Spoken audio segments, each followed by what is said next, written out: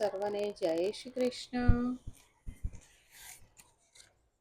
53ના પાઠમાં આપણે શું શીખ્યા હતા એ આપણે ફરી જોઈ લઈએ। કથા સાંભળ્યા પછી વિષયો પ્રત્યે અરુચિ ન થાય અને ઈશ્વર પ્રત્યે રુચિ ન થાય તો કથા સાંભળી નથી તેમ માનજો। કથા સાંભળ્યા પછી વૈરાગ્ય આવે છે। નવધા ભક્તિ ન આવે ત્યાં સુધી કપિલ એટલે કે જ્ઞાન ન આવે। 9 પ્રકારની ભક્તિ જ્યાં સુધી ના આવે ત્યાં સુધી જ્ઞાન ન આવે। કઈ 9 પ્રકારની ભક્તિ? નવધા ભક્તિ કઈ કઈ છે? શ્રવણ, કીર્તન, સ્મરણ, પાદ સેવન, અર્ચન, વંદન, દાસ્ય, સખ્ય અને આત્મનિવેદન। આ નવધા ભક્તિ સિદ્ધ થયા પછી કપિલ ભગવાન આવે છે એટલે ભક્તિ જ જ્ઞાન રૂપે પરિણમે છે। મનુષ્યનું કર્તવ્ય છે અનન્ય શરણાગતિ। શ્રી વલ્લભાચાર્યજીએ કહ્યું છે, ચિંતા કાપી નકાર્યા। વૈષ્ણવો સેવા સ્મરણ કરતા તન્મય બને છે તેની ચિંતા ઠાકોરજીને હોય છે। વૈષ્ણવો સેવા સ્મરણ કરતા તન્મય બને છે ત્યારે તેની ચિંતા કોણ કરે છે? ઠાકોરજી। તેની ચિંતા ઠાકોરજીને હોય છે।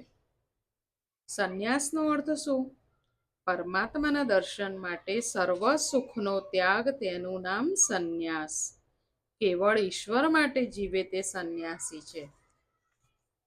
હવે આગળ જોઈશું।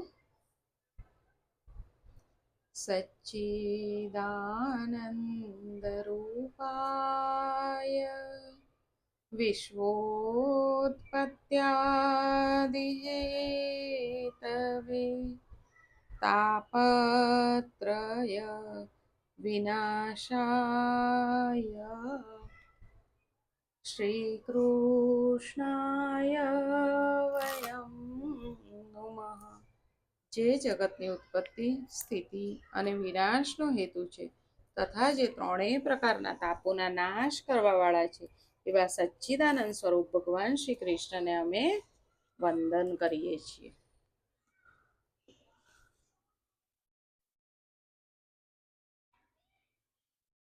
શંકર સ્વામીએ એક જગ્યાએ આ ઇન્દ્રિયોને ચોર કહી છે।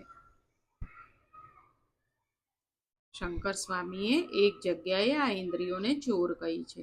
ઇન્દ્રિયો ચોર કરતા પણ બુરી છે। ચોર જેના આધારે હોય તેને ત્યાં ચોરી કરતો નથી।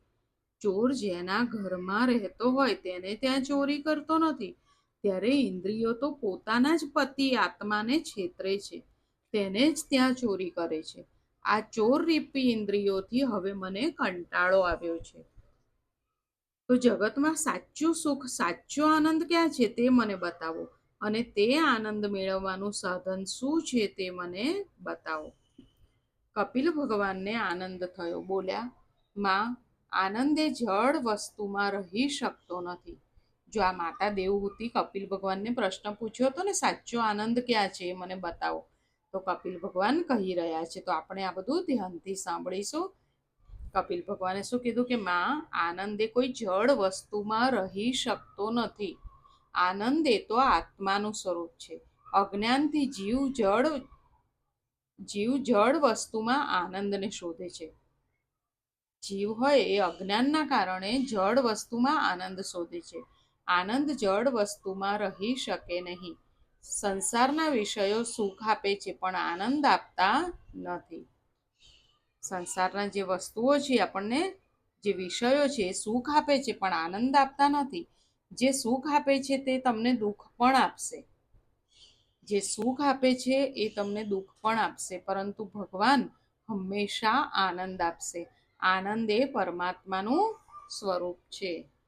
આનંદ એ પરમાત્માનું સ્વરૂપ છે।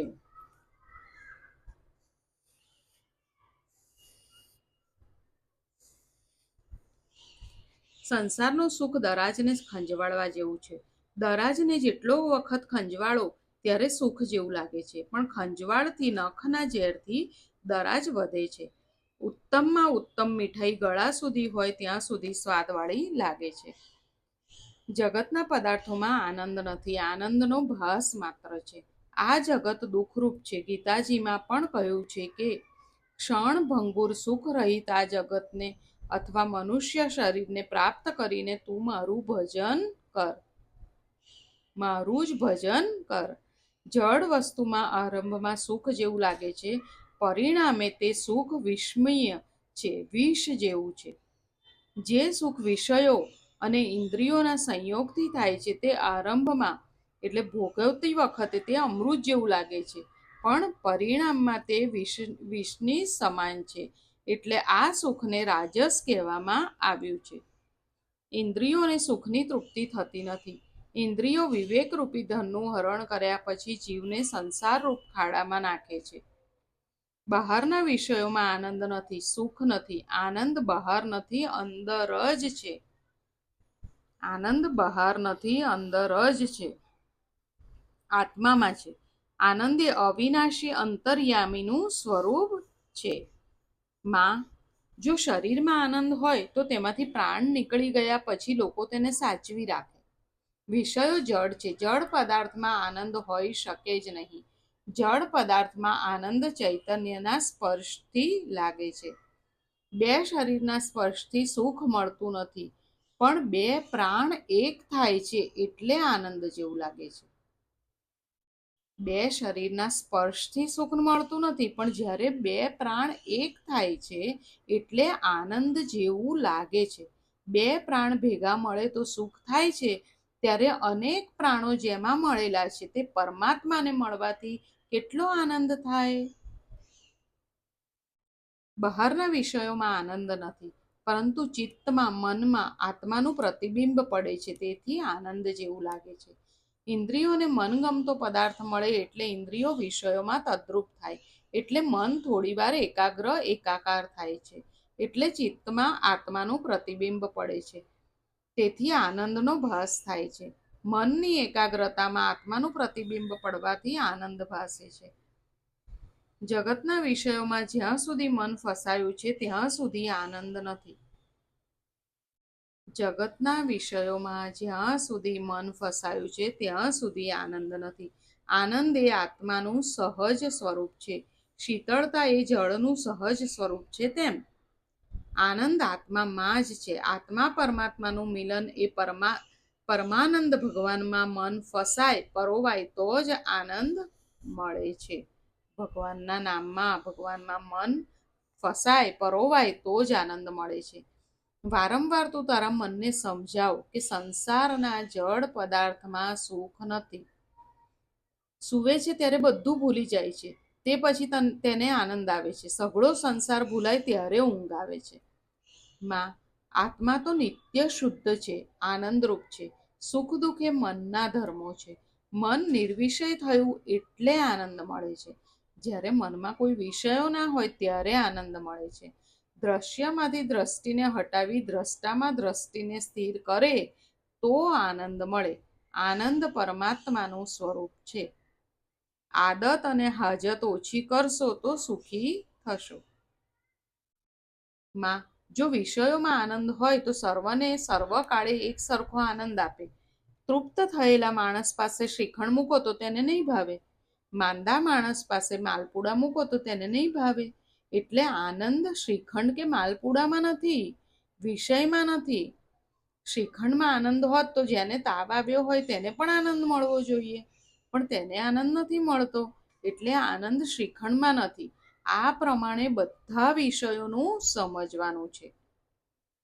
સંસારના પદાર્થોમાં આનંદ નથી, પણ ઇન્દ્રિયોને મન ગમતા વિષય મળે એટલે ઇન્દ્રિયો બહારથી અંતર્મુખ થાય છે. અંતર્મુખ થયેલા મનમાં ઈશ્વરનું પ્રતિબિંબ પડે છે એટલે આનંદ થાય છે. મન અંદર આવે છે એટલે આનંદ મળે છે. તે મન બહાર જાય એટલે આનંદ ઉડી જાય છે. કલ્પના કરો કે શેઠ શ્રીખંડપુરી જમવા બેઠા છે. ત્યાં મુંબઈની પેઢીથી તાર આવ્યો કે પેઢી ડૂબી ગઈ, તો શું એ શ્રીખંડ ભાવશે? એ તો ઝેર જેવો બની જાય છે. માં, સંસારના જડ પદાર્થમાં આનંદ નથી. આનંદ જ્યારે જ્યારે મળે છે ત્યારે તે ચેતન પરમાત્માના સંબંધથી મળે છે. આનંદ ત્યારે મળશે કે જ્યારે પરમાત્મા સાથે તમારો સંબંધ થશે. જીવ કપટી છે, પરમાત્મા ભોળા છે. જીવ ઉપેક્ષા કરે છે તો પણ તેના અપરાધની પરમાત્મા ક્ષમા કરે છે. આનંદ એ નારાયણનું સ્વરૂપ છે. આનંદનો વિરોધી શબ્દ મળશે નહીં. જો સુખનો દુઃખ છે પણ આનંદનો વિરોધી શબ્દ મળશે નહીં. આનંદ એ બ્રહ્મ સ્વરૂપ છે. જીવાત્મા પણ આનંદરૂપ છે. જીવ અજ્ઞાનથી આનંદને બહાર શોધવા જાય છે. બહારનો આનંદ વધારે વખત ટકતો નથી. આત્માને વાસ્તવિક રીતે સુખ દુઃખ થતું નથી. સુખ દુઃખ મનમાં થાય છે. આપણા આત્માને સુખ દુઃખ થતું નથી. સુખ દુઃખ ક્યાં થાય છે? મનમાં થાય છે. સુખ દુઃખ એ મનના ધર્મ છે. જન્મ મરણ એ શરીરના ધર્મ છે. ભૂખ અને તરસ એ પ્રાણના ધર્મો છે. સુખ દુઃખ મનને થાય એટલે આત્મા કલ્પે છે કે મને દુઃખ થાય છે. મનને થયેલા સુખ દુઃખનો આરોપ અજ્ઞાનથી આત્મા પોતાનામાં કરે છે. સુખ દુઃખ આત્મા સ્વરૂપમાં ઉપાધિથી ભાસે છે. આત્મા સ્ફટિક મણિ જેવો શુદ્ધ સફેદ છે. તેમાં વિષયોનું પ્રતિબિંબ પડવાથી મનના લીધે આત્મા એવું માને છે કે મને દુઃખ થયું છે. સ્ફટિક મણિની પાછળ જેવા રંગનું ફૂલ રાખશું તેવું તમને દેખાશે. તે રંગ સ્ફટિક મણિનો નથી પણ ફૂલનો છે.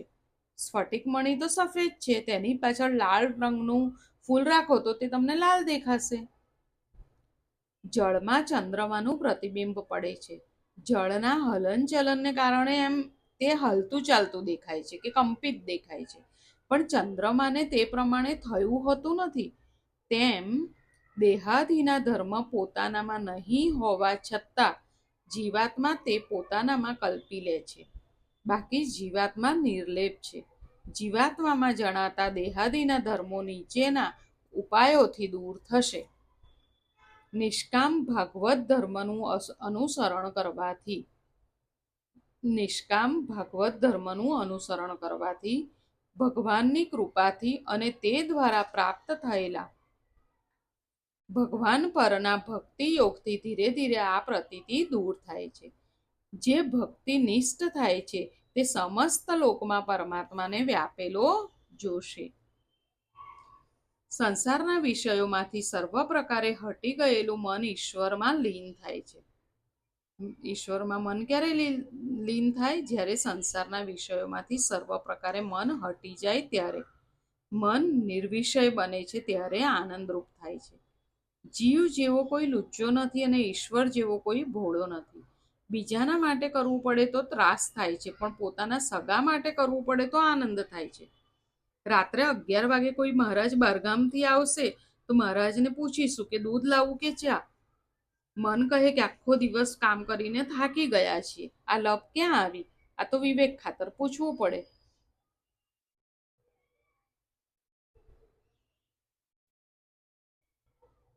અને જો પિયરથી ભાઈ રાત્રે 2 વાગે પણ આવ્યો હશે તો કહેશે કે ચાલ નાસ્તો, ભાઈ કહેશે કે મને ભૂખ નથી, છતાં કહેશે કે હમણાં શીરો હલાવી નાખું, એમાં શું વાર? ભાઈને શીરો પૂરી કરીને જમાડીશ, મહારાજને દૂધથી જ સમજાવશે. આ બધો મનનો ખેલ છે. મન બહુ લુચ્ચું છે. મારું અને તારું એ મનના ઊભા કરેલા ખેલ છે. ખરેખર મન એ બંધન અને મોક્ષના કારણરૂપ છે. માં આ જીવના બંધન અને મોક્ષનું કારણ મનને જ માનવામાં આવ્યું છે. મન જો વિષયોમાં આસક્ત થાય તો બંધનનું કારણ બને છે, અને એ જ મન જો પરમાત્મામાં આસક્ત થઈ જાય તો એ મોક્ષનું કારણ બને છે. શું કીધું? મન જો વિષયોમાં આસક્ત થાય તો બંધનનું કારણ બને, અને એ જ મન પરમાત્મામાં આસક્ત થઈ જાય તો મોક્ષનું કારણ બની જાય છે. ભગવાન શરીર જોતા નથી, ઘર જોતા નથી. ભગવાન કાળજુ જુએ છે. મન મોટું હોય તો ભગવાન આવે છે. મનમાં રહેલી અહંતા, મમતા, પારકો મારો એ જ મનને દુઃખી કરે છે, અને તે મનના ધર્મો આત્મ સ્વરૂપમાં ભાસે છે. તેથી આત્મા પોતાને સુખી દુઃખી માને છે, પરંતુ વાસ્તવિક એ આનંદરૂપ છે. મન સુધરે તો બધું સુધરે, મન બગડે તો બધું બગડે. સુખ દુઃખ આપનાર અહંતા મમતા છે તેને છોડી દેવાય ત્યારે આનંદ મળે. પાપ કરવાની કોઈને પ્રેરણા કરવી પડતી નથી, પણ પુણ્ય કરવાની પ્રેરણા કરવી પડે છે. મન એ અધોગામી છે, એટલે મન નીચે જાય છે, એ અધોગામી છે. મનુષ્યનું મન પાણીની જેમ ખાડાની તરફ જાય છે. જળની જેમ મન પણ અધોગામી એટલે કે નીચે જવાવાળું સ્વભાવવાળું છે. મનનો સ્વભાવ એવો છે કે ઊંચે ચડતું નથી, નીચે જાય છે. આ મનને ઉપર ચડાવવાનું છે, પરમાત્માના ચરણ સુધી લઈ જવાનું છે. પાણીને યંત્રનો સંગ થાય તો પાણી ઊંચે ચડે, તેમ મંત્રના સંગથી મન ઊંચે ચડે છે. જેમ પાણી હોય એને ઉપર ચડાવવું હોય તો યંત્રનો સહારો લેવો પડે ને, એવી રીતે મનને ઊંચે ચડાવવું હોય તો મંત્રનો સહારો લેવો પડે. મનને મંત્રનો સંગ આપો. મનને મંત્રનો સંગ થાય તો અધોગામી મન ઉર્ધ્વગામી બનશે. જેણે પોતાનું મન સુધાર્યું તે બીજાને સુધારી શકે છે. મનને સુધારવા બીજું સાધન નથી. મનને ઉલટું કરવાથી થશે નમ. આપણું મન છે, મનને ઉલટું કરો તો શું થાય? નમ. નમ અને નામ મનને સુધારશે. મનને સ્થિર કરવા નામ જપની આવશ્યકતા છે. આપણે આપણા મનને સ્થિર કરવું હોય તો શું કરવું જોઈએ? નામ જપ કરવા જોઈએ. જપથી મનની મલિનતા અને ચંચળતા દૂર થાય છે. આપણે પ્રભુના નામના બહુ જ જપ કરીએ તો મનની મલિનતા અને ચંચળતા દૂર થાય. માટે કોઈ મંત્રનો જપ કરો. સંસારના વિષયોના સંગથી બગડેલું એ મન સુધરે છે ઈશ્વરનું ધ્યાન કરવાથી. સંસારના વિષયોના સંગથી આપણું જે મન બગડી ગયું છે એ શેનાથી સુધરે છે? ઈશ્વરનું ધ્યાન કરવાથી. સર્વના અંતરમાં પરમાત્મા રહેલા છે, તેમ છતાં સર્વના દુઃખ તે દૂર કરતા નથી. તેમ અંદર બિરાજી રહેલા ચૈતન્ય રૂપ પરમાત્મા મન બુદ્ધિને પ્રકાશ આપે છે. ભગવાનનું તેજોમય સ્વરૂપ એવું તેજોમય છે કે આપણા જેવા સાધારણ જીવો તો તે જોઈ શકે જ નહીં. ભગવાનનું નિર્ગુણ સ્વરૂપ સૂક્ષ્મ હોવાથી દેખાતું નથી. ભગવાનનું સગુણ સ્વરૂપ તેજોમય હોવાથી જોઈ શકાતું નથી. તેથી આપણા જેવા માટે તો ભગવાનનું નામ સ્વરૂપ, મંત્ર સ્વરૂપ જ ઈષ્ટ છે. શું કીધું? ભગવાનનું નિર્ગુણ સ્વરૂપ હોય એ સૂક્ષ્મ હોવાથી દેખાતું નથી અને સગુણ સ્વરૂપ તેજોમય હોવાથી જોઈ શકાતું નથી. એટલે આપણા જેવા માટે તો ભગવાનનું નામ સ્વરૂપ, મંત્ર સ્વરૂપ એ જ ઈષ્ટ છે. ભગવાન ભલે પોતાના સ્વરૂપને છુપાવી શકે પણ નામને છુપાવી શકતા નથી. નામ સ્વરૂપ પ્રગટ છે, માટે પરમાત્માના કોઈ નામનો દ્રઢ આશ્રય કરો. મન શુદ્ધિ મંત્ર વગર થતી નથી. ધ્યાન સાથે જપ કરવાથી બગડેલું મન સુધરશે. મન લૌકિક વાસનાથી બગડ્યું છે, તે અલૌકિક વાસના જાગશે તો જ સુધરશે. વાસનાનો વિનાશ વાસનાથી જ કરવો પડે છે. વાસનાનો વિનાશ વાસનાથી જ કરવો પડે છે. આજે અહીંયા સુધી રાખીએ. આજે આપણે શું શીખ્યા તે આપણે જોઈ લઈશું.